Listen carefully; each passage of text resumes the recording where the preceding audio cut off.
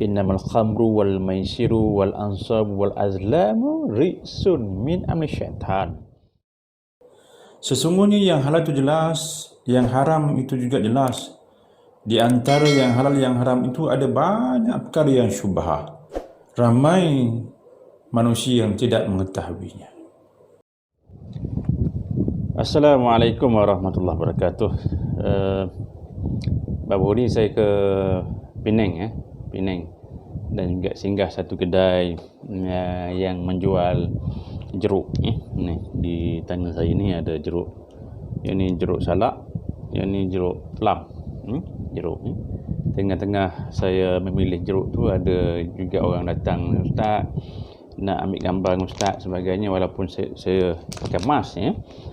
Kemudian dia pun tanya, jeruk ni halal ke tak? Sebab jeruk ni membuat proses pemeraman, fermentation juga. Jadi dia ada alkohol, Ustaz, macam mana?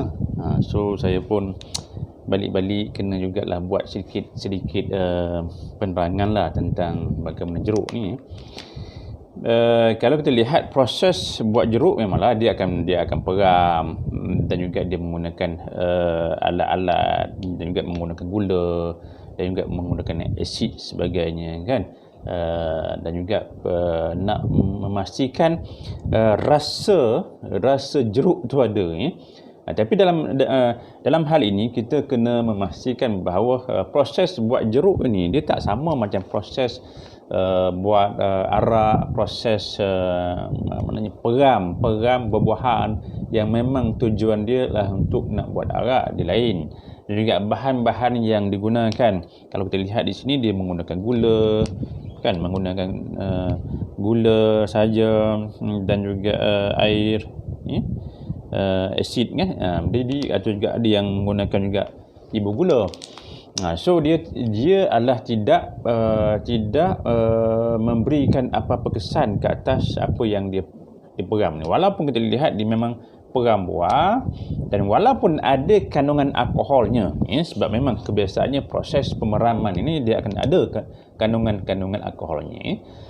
Tapi kadang-kadang bila dia dah jual begini, maknanya kalau kita lihat dia dah hilang dah dia punya kandungan alkohol tu, kecuali air jeruk macam juga tapai harus air tapai tu yang kadang-kadang dia memberikan rasa lain.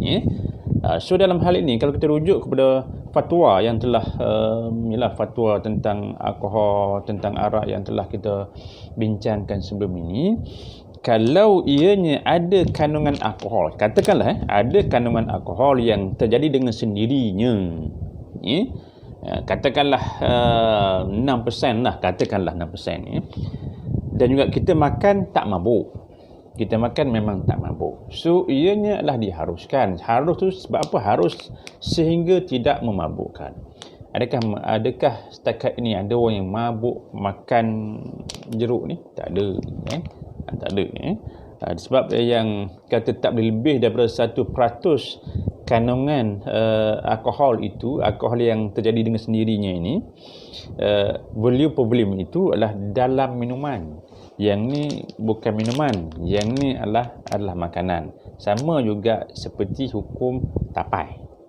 Yang tu kita kena bezakan, So dalam hal ini kalau kata jeruk, kalaulah adanya kandungan alkohol, ianya lah diharuskan asalkan alkohol itu bukan alkohol arak, dan juga dia memang terjadi dengan sendirinya, bukan yang ditambahkan pula dengan bahan-bahan yang lain, dan juga ianya tidak memabukkan. Sebab dia bukan dia dianggap sebagai yang Allah sebutkan, innamal khamru wal maisiru wal ansabu wal azlamu rijsun min amali syaitan.